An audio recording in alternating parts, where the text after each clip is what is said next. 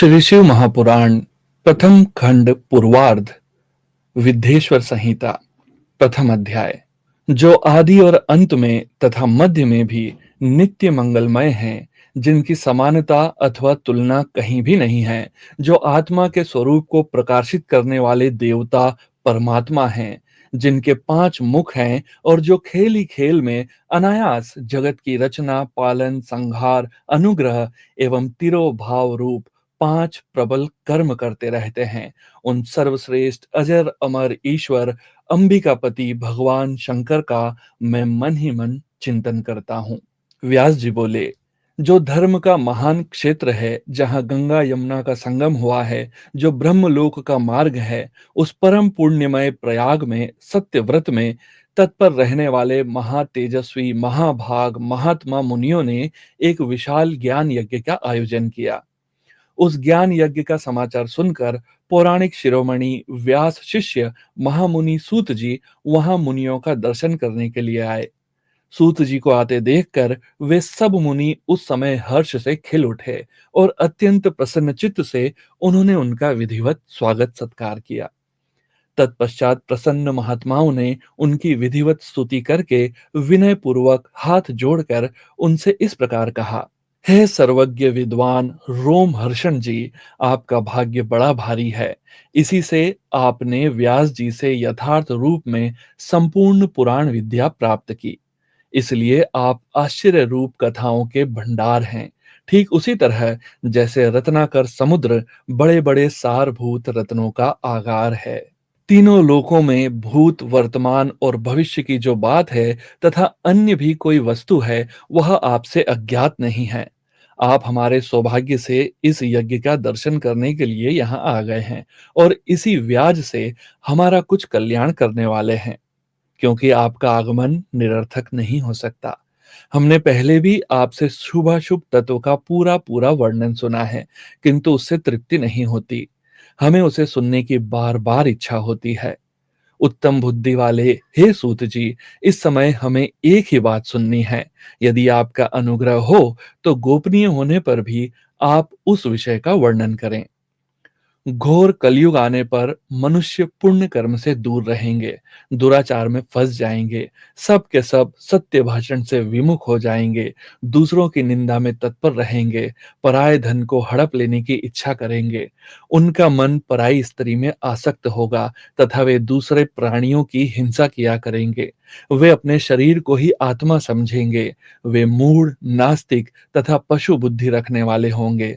माता पिता से द्वेष रखेंगे तथा वे कामवश स्त्रियों की सेवा में लगे रहेंगे। ब्राह्मण लोभ रूपी ग्राह के ग्रास बन जाएंगे। वेद बेचकर जीविका चलाएंगे। धन का उपार्जन करने के लिए ही विद्या का अभ्यास करेंगे। मद से मोहित रहेंगे। अपनी जाति के कर्म छोड़ देंगे। प्रायः दूसरों को ठगेंगे। तीनों काल की संध्या उपासना से दूर रहेंगे और ब्रह्म ज्ञान से शून्य होंगे।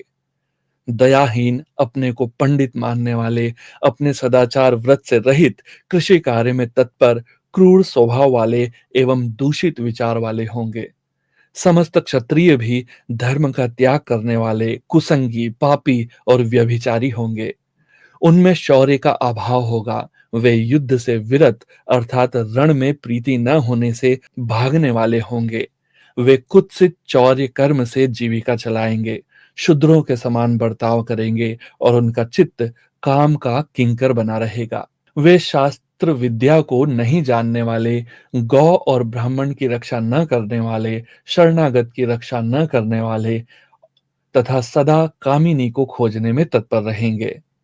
प्रजा पालन रूपी सदाचार से रहित, भोग में तत्पर, प्रजा का संहार करने वाले, दुष्ट और प्रसन्नता पूर्वक जीव हिंसा करने वाले होंगे।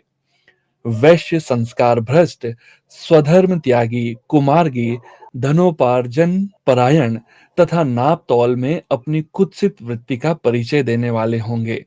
वे गुरु, देवता और द्विजातियों के प्रति भक्ति शून्य, कुत्सित बुद्धि वाले, द्विजों को भोजन न कराने वाले, प्रायः कृपणता के कारण मुट्ठी बांधकर रखने वाले, पराई स्त्री के साथ कामरत, मलिन विचार वाले, लोभ और मोह से भ्रमित चित्त वाले और वापी, कूप, तड़ाग आदि के निर्माण तथा यज्ञ आदि सत्कर्मों में धर्म का त्याग करने वाले होंगे।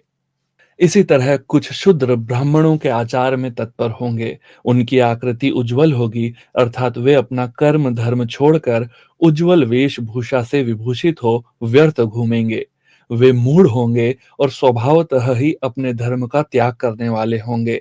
वे भांति भांति के तप करने वाले होंगे, द्विजों को अपमानित करेंगे, छोटे बच्चों की अल्प आयु होने के लिए अभिचारिक कर्म करेंगे, मंत्रों के उच्चारण करने में तत्पर रहेंगे, शालग्राम की मूर्ति आदि पूजेंगे, होम करेंगे, किसी न किसी के प्रतिकूल विचार सदा करते रहेंगे, कुटिल स्वभाव वाले होंगे और द्विजों से द्वेष भाव रखने वाले होंगे। वे यदि धनी हुए तो कुकर्म में लग जाएंगे, यदि विद्वान हुए तो विवाद करने वाले होंगे, कथा और उपासना धर्मों के वक्ता होंगे और धर्म का लोप करने वाले होंगे। वे सुंदर राजाओं के समान वेशभूषा धारण करने वाले, दंभी, दानमानी, अतिशय अभिमानी, विप्र आदि को अपना सेवक मानकर अपने को स्वामी मानने वाले होंगे। वे अपने धर्म से शून्य, मूढ़, वर्ण संकर, क्रूर बुद्धि वाले, महाभिमानी और सदा चारों वर्णों के धर्म का लोप करने वाले होंगे। वे अपने को श्रेष्ठ कुल वाला मानकर चारों वर्णों से विपरीत व्यवहार करने वाले, सभी वर्णों को भ्रष्ट करने वाले, मूढ़ और अनुचित रूप से सत्कर्म करने में तत्पर होंगे। कलयुग की स्त्रियां प्रायः सदाचार से भ्रष्ट होंगी, पति का अपमान करने वाली होंगी, सास ससुर से द्रोह करेंगी, किसी से भय नहीं मानेंगी और मलिन भोजन करेंगी। वे कुत्सित हाव भाव में तत्पर होंगी, उनका शील स्वभाव बहुत बुरा होगा। वे काम विहल, परपति से रति करने वाली और अपने पति की सेवा से सदा विमुख रहेंगी। संतान ने माता पिता के प्रति श्रद्धा रहित, दुष्ट स्वभाव वाली, असत विद्या पढ़ने वाली और सदा रोगग्रस्त शरीर वाली होंगी। हे सूत जी, इस तरह जिनकी बुद्धि नष्ट हो गई है और जिन्होंने अपने धर्म का त्याग कर दिया है, ऐसे लोगों को इहलोक और परलोक में उत्तम गति कैसे प्राप्त होगी? इसी चिंता से हमारा मन सदा व्याकुल रहता है। परोपकार के समान दूसरा कोई धर्म नहीं है। अतः जिस छोटे से उपाय से इन सब के पापों का तत्काल नाश हो जाए, उसे इस समय कृपा पूर्वक बताइए, क्योंकि आप समस्त सिद्धांतों के ज्ञाता हैं। श्री शिव महापुराण विद्येश्वर संहिता प्रथम खंड प्रथम अध्याय समाप्त। ओम नमः शिवाय। शिवजी सदा सहाय। ओम नमः शिवाय। गुरुजी सदा सहाय। श्री शिव महापुराण विद्येश्वर संहिता प्रथम खंड द्वितीय अध्याय। शिव पुराण का महात्म एवं परिचय। सूत जी बोले, हे साधु महात्माओं, आप सब ने तीनों लोकों का हित करने वाली अच्छी बात पूछी है। मैं गुरुदेव व्यास जी का सिमरन करके आप लोगों के स्नेहवश इस विषय का वर्णन करूंगा। आप लोग आदर पूर्वक सुने। सबसे उत्तम जो शिव पुराण है वह वेदांत का सार सर्वस्व है तथा वक्ता और श्रोता का समस्त पाप राशियों से उद्धार करने वाला है। इतना ही नहीं, वह परलोक में परमार्थ वस्तुओं को देने वाला है। कली की कल्पमश राशि का वह विनाशक है। उसमें भगवान शिव के उत्तम यश का वर्णन है। हे ब्राह्मणों, धर्म, अर्थ, काम और मोक्ष, इन चारों पुरुषार्थों को देने वाला वह पुराण सदा ही अपने प्रभाव से विस्तार को प्राप्त हो रहा है।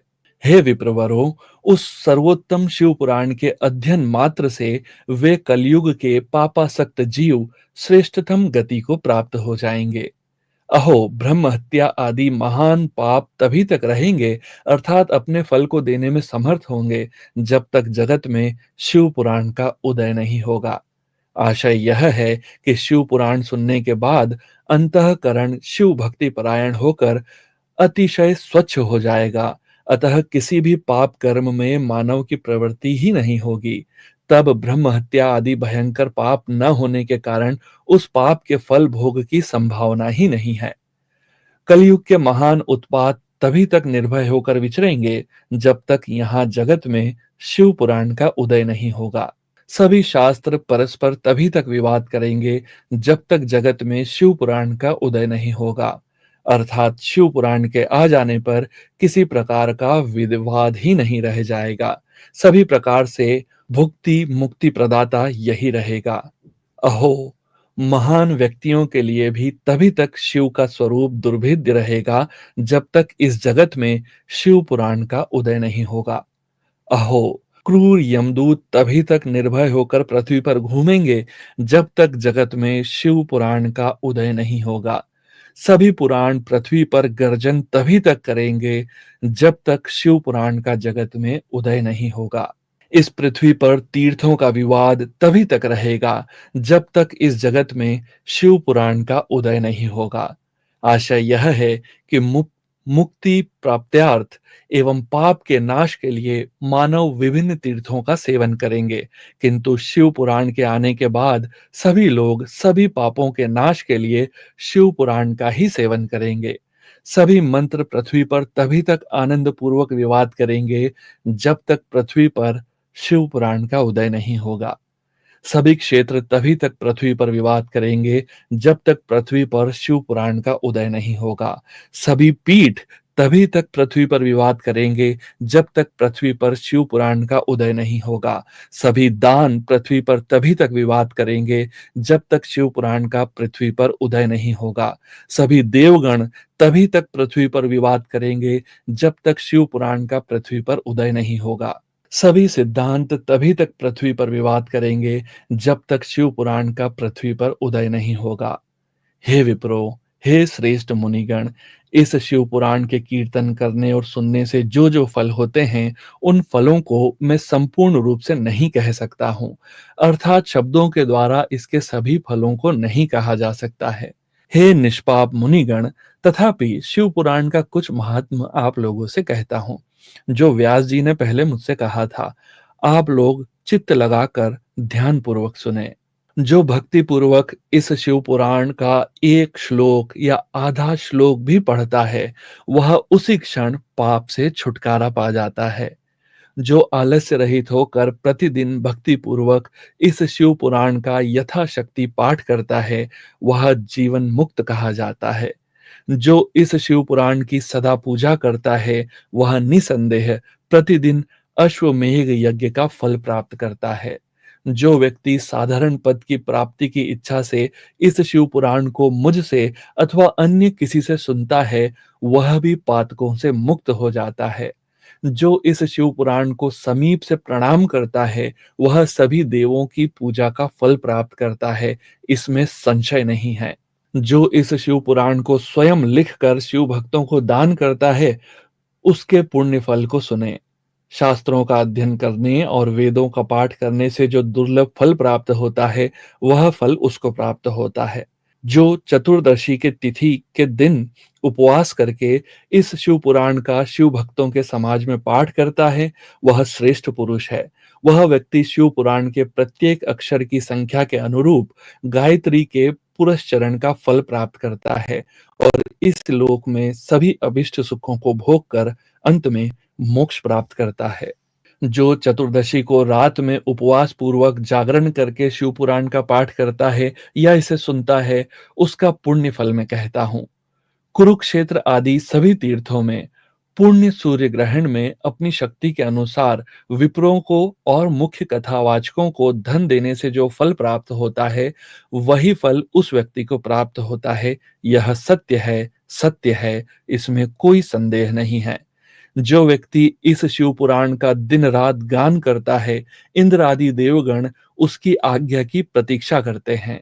इस शिव पुराण का पाठ करने वाला और सुनने वाला व्यक्ति जो जो श्रेष्ठ कर्म करता है, वह कोटि गुना हो जाता है, अर्थात कोटि गुना फल देता है। जो भली भांति ध्यान पूर्वक उसमें भी श्री रुद्र संहिता का पाठ करता है, वह यदि ब्रह्मघाती भी हो तो 3 दिनों में पवित्र हो जाता है। जो भैरव की मूर्ति के पास मौन धारण कर श्री रुद्र संहिता का प्रतिदिन 3 बार पाठ करता है, वह सभी कामनाओं को प्राप्त कर लेता है। जो व्यक्ति वट और बिल्व वृक्ष की प्रदक्षिणा करते हुए उस रुद्र संहिता का पाठ करता है, वह ब्रह्म हत्या के दोष से भी छुटकारा पा जाता है। प्रणव के अर्थ को प्रकाशित करने वाली ब्रह्म रूपिणी साक्षात कैलाश संहिता रुद्र संहिता से भी श्रेष्ठ कही गई है। हे द्विजों, कैलाश संहिता का संपूर्ण महात्म तो शंकर जी ही जानते हैं। उससे आधा महात्म व्यास जी जानते हैं और उसका भी आधा मैं जानता हूँ। उसके संपूर्ण महत्व का वर्णन तो मैं नहीं कर सकता। कुछ ही अंश कहूंगा, जिसको जानकर उसी क्षण चित्त की शुद्धि प्राप्त हो जाएगी। हे द्विजो, लोक में ढूंढने पर भी मैंने ऐसे किसी पाप को नहीं देखा जिसे वह रुद्र संहिता नष्ट न कर सके। उपनिषद रूपी सागर का मंथन करके शिव ने आनंद पूर्वक इस रुद्र संहिता रूपी अमृत को उत्पन्न किया और कुमार कार्तिकेय को समर्पित किया, जिसे पीकर मानव अमर हो जाता है। ब्रह्म हत्या आदि पापों की निष्कृत करने के लिए तत्पर मनुष्य महीने भर रुद्र संहिता का पाठ करके उन पापों से मुक्त हो जाता है। दुष्प्रतिग्रह, दुर्भोज्य, दुरालाप से जो पाप होता है, वह इस रौद्री संहिता का एक बार कीर्तन करने से नष्ट हो जाता है। जो व्यक्ति शिवालय में अथवा बेल के वन में इस संहिता का पाठ करता है, वह उससे जो फल प्राप्त करता है, उसका वर्णन वाणी से नहीं किया जा सकता। जो व्यक्ति श्रद्धा पूर्वक इस संहिता का पाठ करते हुए श्राद्ध के समय ब्राह्मणों को भोजन कराता है, उसके सभी पितर शंभु के परम पद को प्राप्त करते हैं। चतुर्दशी के दिन निराहार रहकर जो बेल के वृक्ष के नीचे इस संहिता का पाठ करता है, वह साक्षात शिव होकर सभी देवों से पूजित होता है। उनमें अन्य संहिताएं सभी कामनाओं के फल को पूर्ण करने वाली है, किंतु लीला और विज्ञान से परिपूर्ण इन दोनों संहिताओं को विशिष्ट समझना चाहिए। इस शिव पुराण को वेद के तुल्य माना गया है। इस वेद कल्प पुराण का सबसे पहले भगवान शिव ने ही प्रणयन किया था।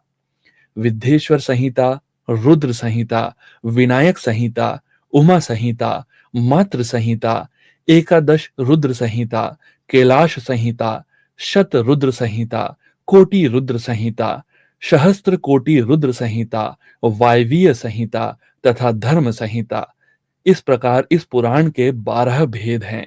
ये 12 संहिताएं अत्यंत पुण्यमयी मानी गई हैं। ब्राह्मणों, अब मैं उनके श्लोकों की संख्या बताता हूँ। आप लोग वह सब आदर पूर्वक सुने। विद्येश्वर संहिता में 10,000 श्लोक हैं। रुद्र संहिता, विनायक संहिता, उमा संहिता और मातृ संहिता, इनमें से प्रत्येक में 8-8 हजार श्लोक हैं। हे ब्राह्मणों, एकादश रुद्र संहिता में 13,000, कैलाश संहिता में 6,000, शत रुद्र संहिता में 3,000, कोटि रुद्र संहिता में 9,000, सहस्त्र कोटि रुद्र संहिता में 11,000, वायवीय संहिता में 4,000 और धर्म संहिता में 12,000 श्लोक हैं। इस प्रकार संख्या के अनुसार मूल शिव पुराण की श्लोक संख्या 1,00,000 है, परंतु व्यास जी ने उसे 24,000 श्लोकों में संक्षिप्त कर दिया है। पुराणों की क्रम संख्या के विचार से इस शिव पुराण का स्थान चौथा है। इसमें 7 संहिताएं हैं। पूर्व काल में भगवान शिव ने श्लोक संख्या की दृष्टि से 100 करोड़ श्लोकों का एक ही पुराण ग्रंथ बनाया था।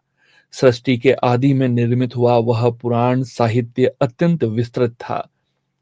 तत्पश्चात द्वापर आदि युगों में द्वैपावन, व्यास आदि महर्षियों ने जब पुराण का 18 भागों में विभाजन कर दिया, उस समय संपूर्ण पुराणों का संक्षिप्त स्वरूप केवल 4,00,000 श्लोकों का रह गया।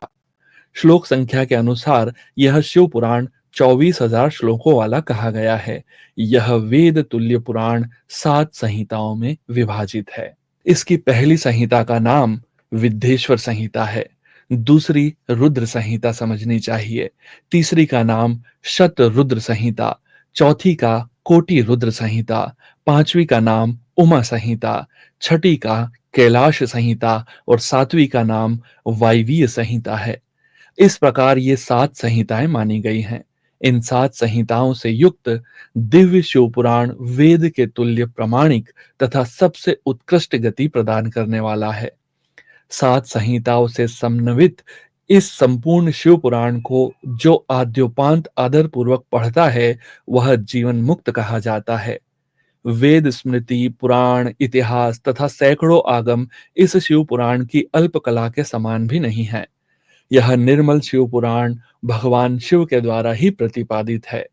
शैव शिरोमणि भगवान व्यास ने इसे संक्षेप कर संकलित किया है। यह समस्त जीव समुदाय के लिए उपकारक, त्रिविध तापों का नाशक, तुलना रहित एवं सत्पुरुषों को कल्याण प्रदान करने वाला है। इसमें वेदांत विज्ञानमय प्रधान तथा निष्कपट धर्म का प्रतिपादन किया गया है। यह पुराण ईर्ष्या रहित अंतःकरण वाले विद्वानों के लिए जानने की वस्तु है। इसमें श्रेष्ठ मंत्र समूहों का संकलन है और यह धर्म, अर्थ तथा काम से समन्वित है। अर्थात इस त्रिवर्ग की प्राप्ति के साधन का भी इसमें वर्णन है। यह उत्तम शिव पुराण समस्त पुराणों में श्रेष्ठ है।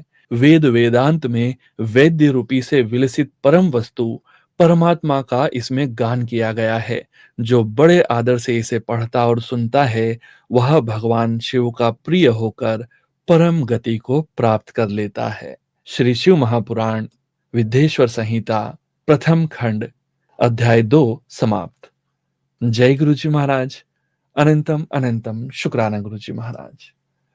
ओम नमः शिवाय। शिवजी सदा सहाय। ओम नमः शिवाय। गुरुजी सदा सहाय।